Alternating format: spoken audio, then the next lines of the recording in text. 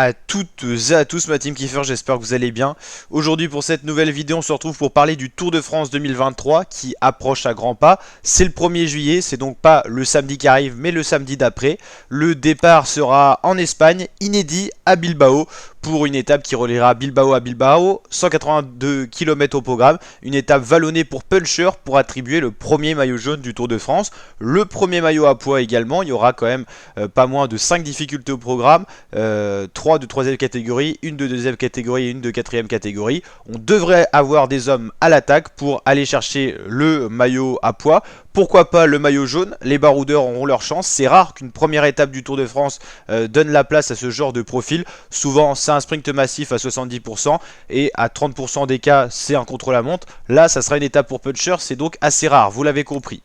Un départ qui sera donné à midi et demi du Tour de France pour une arrivée à 7h, 17h20 à peu près, tout dépend de la moyenne horaire. On connaît quelques coureurs, on connaît toutes les équipes du Tour de France 2023. On va voir justement pour le moment qui on connaît sur ce Tour de France 2023. Bien sûr cette liste peut changer par rapport bien sûr aux blessures à l'entraînement, aux virus qui circulent, peut-être même au Covid. J'espère franchement que le Tour de France ne sera pas perturbé pour ça.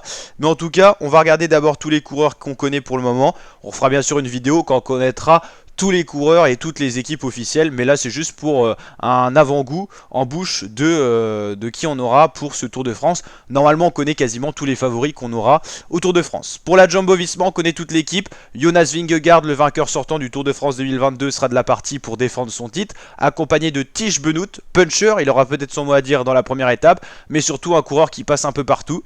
Steven Kruijswijk devrait être un des lieutenants de montagne de Vingegaard, ça sera surtout Sepp Kuss l'américain, on l'a vu, capable d'accompagner des leaders comme Roglic. Là ça sera le rôle d'accompagner Vingegaard. Christophe Laporte sera un peu l'homme à tout faire, capable d'aller prendre le maillot jaune lors de la première étape. Sa bonne pointe de vitesse lui a permis d'aller chercher 2 victoires d'étape sur le critérium du Dauphiné. Un Christophe Laporte qui arrive en forme. Il y aura également Wout van Aert, il n'y aura plus que Laporte mais il y aura Van Aert qui pourra déjà faire quelque chose pour la première étape. Il n'est pas si en forme que ça en ce moment, il fait toujours des bonnes performances dans les contre-la-montre. Il y aura un contre-la-montre individuel sur ce tour, il aura peut-être son mot à dire, mais sur les étapes vallonnées, pourquoi pas aller chercher le premier maillot jaune pour Wout van Aert. Nathan van Andong, le bon rouleur, et Dylan van Baarle également bon rouleur. Donc une très belle équipe avec 1, 2, 3, 4, 5, 6, 7... alors 3, 6, 7, 8, ouais c'est ça, 8 coureurs, donc on connaît tout le monde. AG2R autour de l'Australien Ben O'Connor qui est en forme, il va essayer de jouer un top 10, voire mieux sur le Tour de France. Greg Van Avermaet et Nance Peters sont connectés 3 coureurs pour AG2R. Alpenings de Sunnings, Mathieu Van Der Poel qui pourra dire son mot aussi lors de la première étape, et Jasper Philipsen. Alors Van Der Poel sur le Tour de France 2022 il n'avait pas été bon parce qu'il avait fait enchaînement de Giro Tour de France, il était arrivé épuisé et éreinté, mais cette année ça sera tout autre. Philipsen très bon sprinter, ça sera pour le tout plat, et Van Der Poel dès que ça sera des sprints en côte, donc cette équipe jouera les étapes. Astana Kazakhstan Team, le vétéran de l'île de Man, Mark Cavendish sera de la partie. Il doit pas avoir beaucoup de coureurs des années 85. Serge Bol sera également là pour peut-être être son poisson pilote, tantôt faire le sprint quand Mark Cavendish passe pas les bosses. Donc il y a quand même Serge Bol au cas où. Bon, qui passe pas très bien les bosses non plus. Bora Hansgrohe, il y aura Patrick Conrad, Bob Jungels, Jane Lay comme leader, vainqueur déjà d'un grand tour, le Giro. Sam Bennett, le sprinter, et Emmanuel Bourman, soit leader, soit lieutenant de montagne de Jane Lay. Donc une belle équipe Bora Hansgrohe, vous l'avez compris en montagne. Tous ceux que je vous ai cités là grimpent bien sauf Sam Bennett. Donc voilà, il y a du costaud. Education First, on sait que le leader sera Richard Carapaz, mais on connaît Rigoberto Urán. Il est vieillissant, d'accord, mais il est capable de faire des podiums sur les grands tours. Donc attention, il faudra le surveiller. Et Magnus Cort Nielsen, dès la première étape, pourquoi pas aller chercher le maillot jaune. Lui qui avait brillé sur le Tour de France 2022. À domicile au Danemark, donc à voir ce que ça va donner cette année.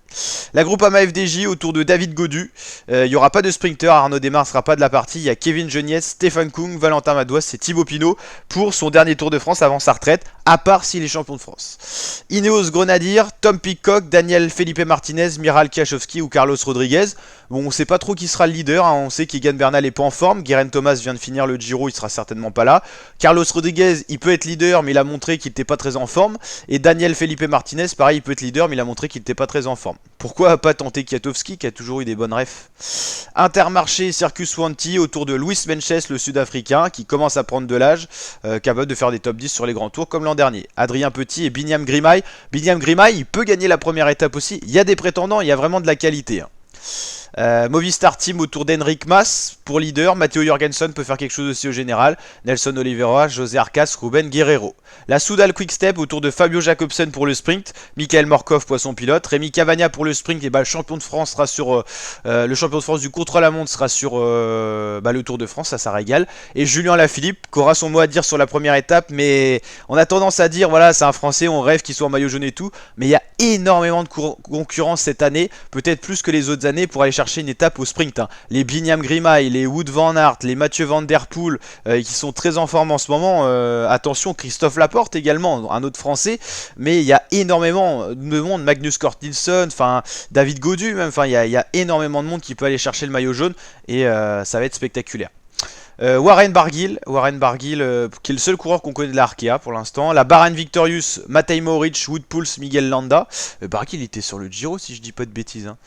Miguel Landa comme leader, mais il est pas en forme non plus. Cofidis autour de Guillaume Martin en tant que leader, Brian Cocard, Yann Izaguirre, Alexis Renard et Axel Zingel.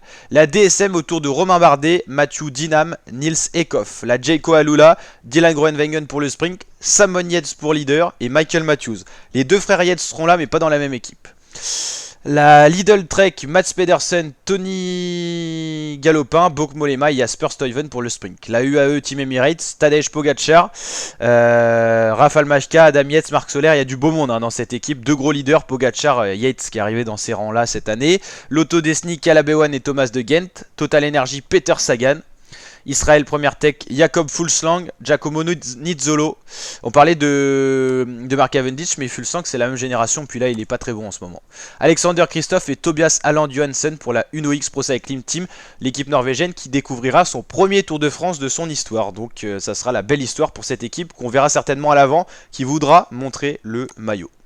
Donc on fera bien sûr une vidéo pour vous présenter toutes les étapes également du Tour de France 2023. N'hésitez pas à liker la vidéo si elle vous a plu, vous abonner à la chaîne. On suivra le Tour de France 2023 en intégralité, toutes les présentations d'étapes, tous les résumés vidéo d'étapes et bien sûr plein d'autres vidéos en exclusivité, des petits sondages et tout ça, plein de points Tour de France. Donc venez vous régaler pendant 3 semaines et même plus sur la chaîne YouTube parce que le Tour de France ça commence dès maintenant. Allez, ciao l'équipe!